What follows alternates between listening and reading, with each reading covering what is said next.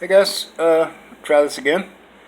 Um, as you can see, I got a little camera friendly because I, I actually slept a little bit, about an hour, and um, I got a little ticked off because I keep doing the same thing over and over again with my making videos and then not uploading them or not being able to upload them. In this case, I wasn't able to upload them because my battery was draining real fast. And just a little tip for you guys on that: if that happens to you, there's a couple things you can do. What worked for me was going to settings and looking at battery use and apps and see which apps are taking the most. And the one taking the most for me was home screen. I'm like, what? Home screen? So, but what I had done is I had changed my screen from one I had gotten offline image and to an image of me, my military portrait. And man, it worked out real great because I could position my apps where they were not. My face was still showing. It worked out real good. But anyway, I went and changed that, and I put it back on one of the factory default. Excuse me. On the factory default screens, and sure enough, it worked. And then, just a while ago, when I was trying to resume this video, because I hadn't uploaded those other videos, my camera was cutting off. You may have seen it in another video where just all of a sudden be going real slow, and I don't like that. Just like I don't like this. But anyway, I'm back, and we'll continue with the actual subject at hand because I had sidetracked pretty bad. But what I was about to talk about was losing a friend. Losing, the title of this video is best friends forever, and losing a friend. And I'm going to speak from personal experience. First, when I was around 6, I was, or no, I'm sorry, I was about 13, 14. And, man, I'm not even getting these in chronological order, but I don't care. The family across the street, I had 3 sons. One was a year older, one was a year younger than me, and then they had a much younger 6-year-old son. And I was friends with the older guys, and even the youngest one, Petey. His name was Petey. He would like to try to hang out with us and stuff, but he had gone, snuck off down to the river. This was in West Virginia. This river was called the Kanawha River, and it was in the Kanawha County, which is Charleston. We were living in Dunbar. It was not advised that you swim in this river. It was very dirty, very polluted, and also had unpredictable currents, undertows, whatnot. But he and another kid went down there, and Petey, the water had been high recently, and apparently they were on a dock, a small dock, which had drooped down at the end, and he apparently slipped off of there, and never resurfaced. So I was coming home from somewhere, and I was headed down that way toward the river, and I noticed a lot of people running that way, and I mean a lot of people, and then I saw my friend's mother. So I get down there, and there's another friend of mine there, Hobart Hubert Clowers, and so if I found out what happened, and we're watching the rescue attempt, the divers with the little boat, and their little, it's a bar that has 3 treble hooks on it, probably 3 or 4 feet across, big old hooks. They finally locate the body. There's a lot of commotion amongst the rescuers, but as they're bringing the body up, just this minute it broke the surface, I still saw it. My friend Hobart, in his wisdom, he grabbed me and turned me away. He says, "Man, don't look at that because you'll remember it the rest of your life." And I have, so. And that also affected me a lot, but what compounded it was the older brother, Jay, who one of my YouTube channels is named after Jay McLeod. He was nowhere to be found. I knew where it was. We did drugs together, a lot of acid. And there was an apartment that was a kind of a hangout apartment to early 20s. I don't remember how old they were, Dinah and Peggy. And they kind of had an open door policy. You could just come there and hang out. So I said, yeah, that's where he's at. So I went over there. Yeah, he was there. And, what are you going to say to somebody? And it's strange how I remember this so good, but I said to him, man, Petey fell in the river and they haven't been able to find him. I couldn't tell him that he was dead already. And, he immediately was panicky. We were only maybe 4 or 5 blocks away from his house. Okay, and then kind of didn't finish it, but anyway, he made it home and all that. And then this was, let's see, Jay was 15 or 14 at the time. I say he was a heavy drug user. He was diabetic and he had to take injections every day and several times a day. So he had needles, and the drug addicts liked him because he had needles, and that gave him access to a lot of drugs that were hard drugs, particularly opiates, and more specifically cough syrup. At that time, you could buy in West Virginia and Ohio that I know of. It was called terpenhydrate and codeine elixir. It was $1 a bottle, 89 cents sometimes. And one bottle of that, you're out there. But there was also another one that was being abused, and it's called Tussin-X. And it's basically, what's in it's hydrocodone. It's liquid hydrocodone. And I think a dosage is like 5 milligrams. But it comes in 2-ounce, 4-ounce bottles because it's very potent. And people that use it to get high, it's recommended that you only drink 1 ounce. And I drank it before, and it's an amazing feeling. It's very, very pleasurable, as are all opiate preparations, derivatives. Anyway, Jay was found behind a shopping center in a car, dead. And it was reported that 16 ounces of Tussin-X was pumped out of him. So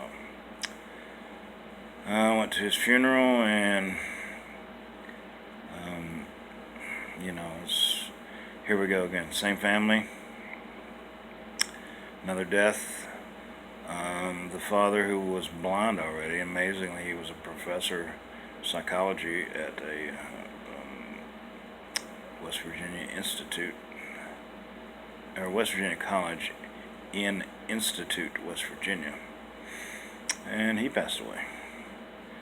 So it was really difficult for that family, as you might imagine. The mother had some sort of allergy with the sun, so she never came outside, but she was a really sweet lady. But we moved away when I was shortly after that happened, and I was 15.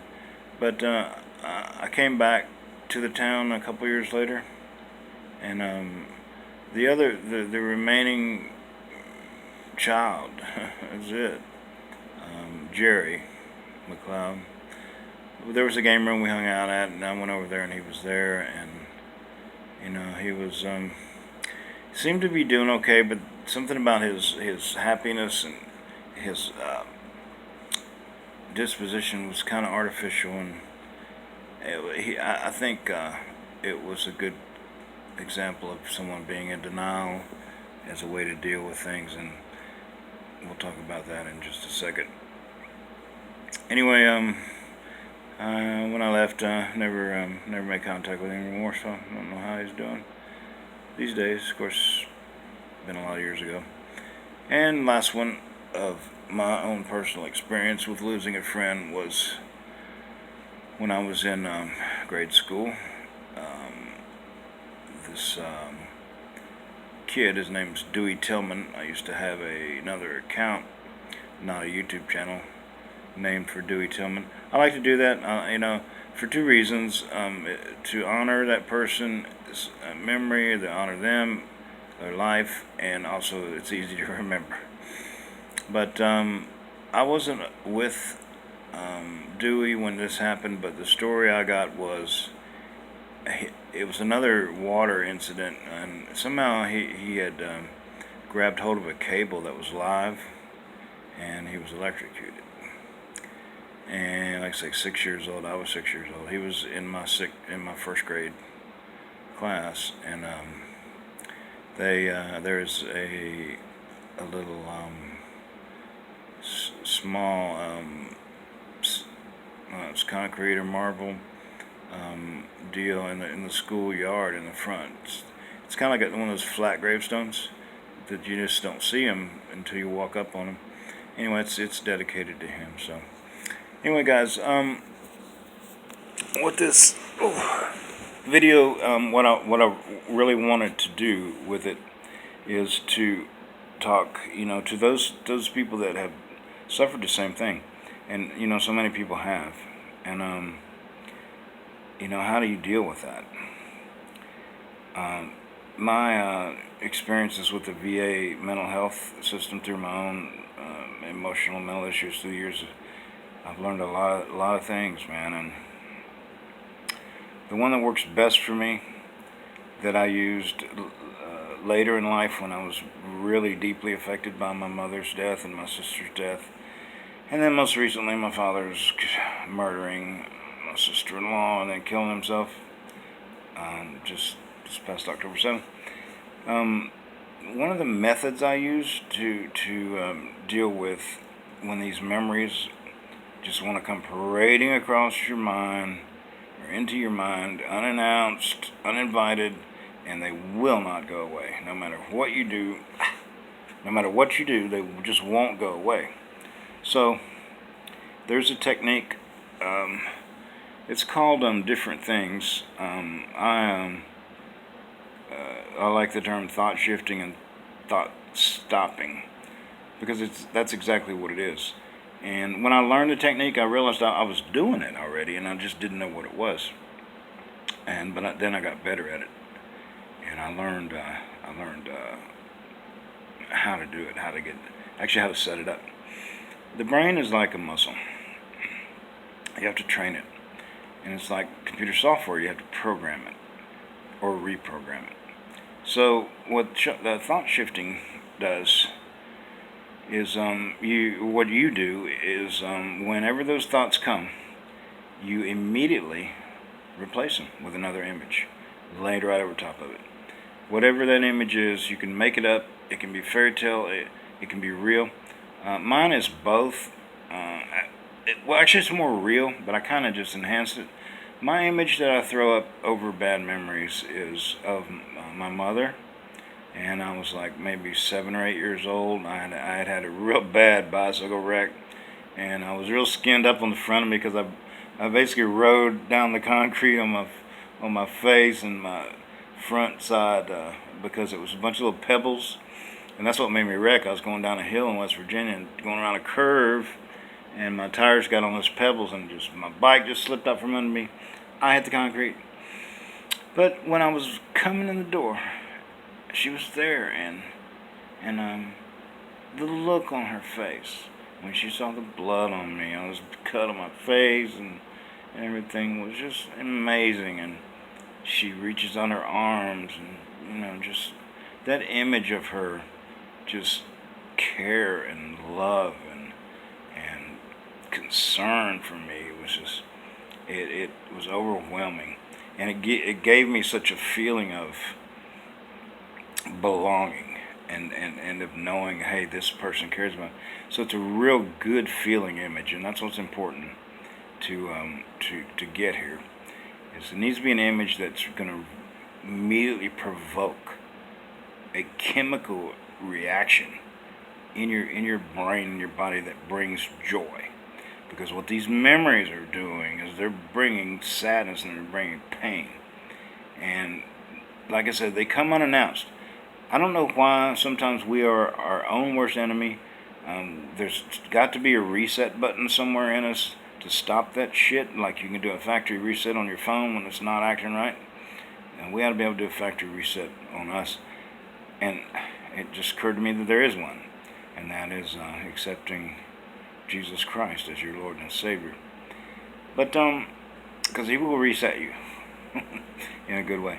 Another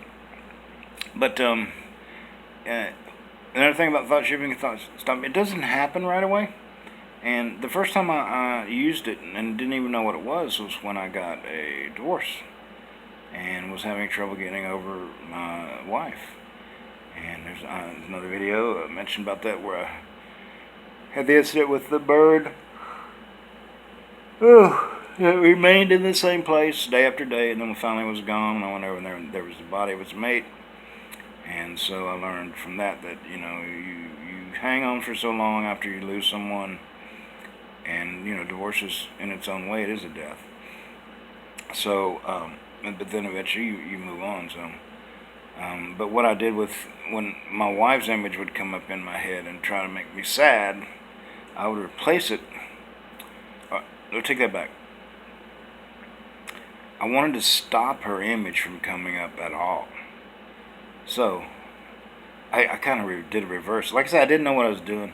I just came up with it. I hate onions. I hate onions. I don't care how you want to prepare them. Slice them, dice them. I don't care. I hate them.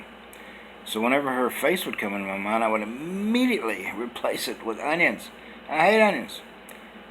But what happens with this, and let's bring it back to present, is it takes a while. As I mentioned earlier about training, you have to train your brain.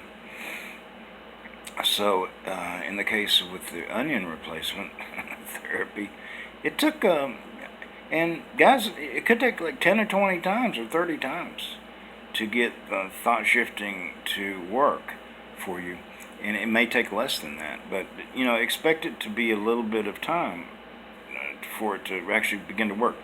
And it's kind of a slow process, too, where the memories, they'll start coming less and less and less because your brain's automatically doing this. And that's what the training is. Because in the early stages of employing the thought-shifting technique, you have to deliberately do it. Deliberately call the image up. But then your brain learns. It makes a connection between that image, that bad image, and the good image, and it knows to snap it shut when it comes up. So, that's a great one.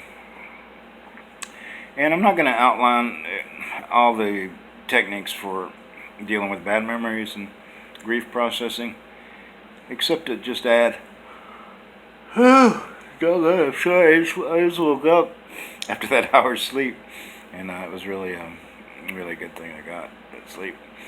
But counseling, don't be shy to go to counseling. My ex-wife would not. She said that psychology is of the devil. Okay. God is the master counselor. And I believe Jesus Christ at one point in prophecy was referred to as mighty counselor, if I'm not mistaken. And so seek counsel, professional help. A lot of times if you don't have the money for that kind of thing, because it is expensive, it's available for free through government social services. If you're a veteran, obviously you have access to it. And seek the counsel of friends. Anywhere you can get advice on how to deal with it, get it, man. Go books. There's tons of books on processing grief and learning to deal with memories, bad memories. Just to mention book topics that deal with this specifically, as for self-improvement and change, my goodness, there's tons of books out there, and a lot of good ones. I had the benefit of reading early in my life. I was trying to get involved with transactional analysis. I was in a place that has a fence around it with barbed wire, and but we were trying to start a group up inside there, and the book "I'm Okay, You're Okay" had come out, and I got my hands on a copy of it, and read it, and I was pretty impressed. And I know that it came under some criticism because it was kind of labeled as being a little gimmicky. You know, had the model, the parent, adult, and child model, and each of those, I believe each one of them was broke down. At least the